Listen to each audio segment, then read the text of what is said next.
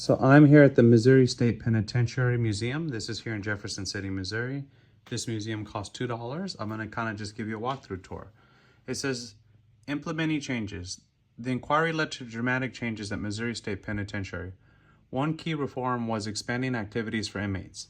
In 1956, nearly 2,000 of the 3,238 inmates were idle.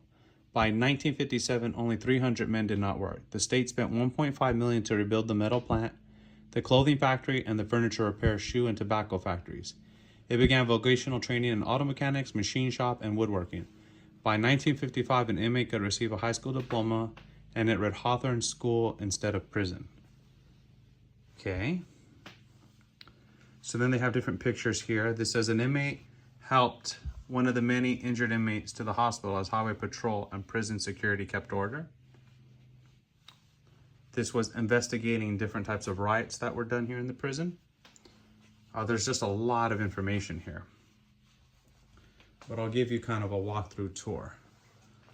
So it says the Great Riot of 1954. As dawn broke, the camera recorded the shocking results of the fire. Burning hunks of buildings lay smoldering. The damage was significant, estimated at $5 million. The resulting inquiry shaped the Missouri State Penitentiary for the better for decades to follow. A St. Louis Post-Dispatch photographer captured this photo of the eerie morning after the riot. Then there's just different items here. This is an old style television. Check that out. Let's see if I can get a better look for you all there. This is a new style television. This is some dentistry work that was done here at the Missouri State Penitentiary. And then there's just different photos here of different things that were done. This is a piece of rock from the Missouri State Penitentiary. Okay. Let's see what else we have here. These are different paintings, I guess, done by prisoners that were here locked up. Some of these are very creative. You know, it's kind of sad. Some of them are just utterly disgusting.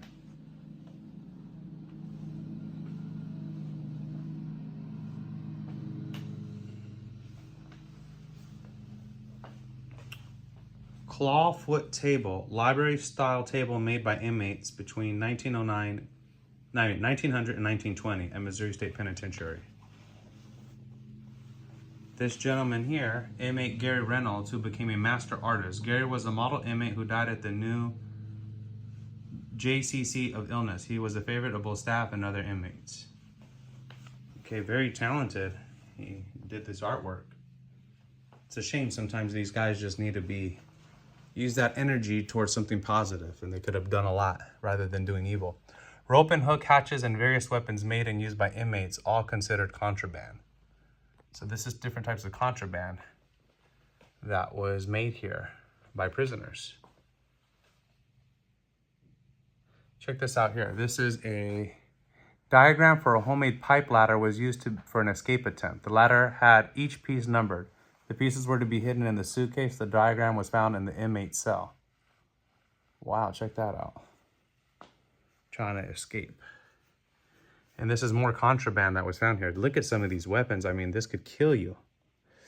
The fact that that's there is pretty wild.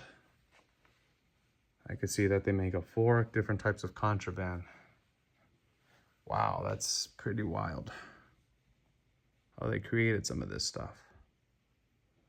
These are other various weapons made by inmates at the Missouri State Penitentiary. These contraband items were recovered from false wall in a Missouri State Penitentiary library in 1980. They were used for an elaborate escape attempt. Wow, that's amazing that they were able to get all this. That's a tunnel photo from another escape attempt.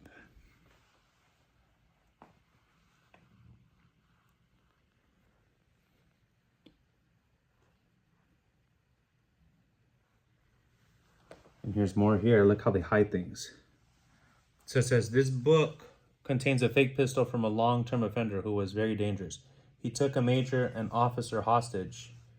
Wow, that's how they would hide the weapons, hide it right there in the book. And then these are other weapons that have been found here at the Missouri State Penitentiary.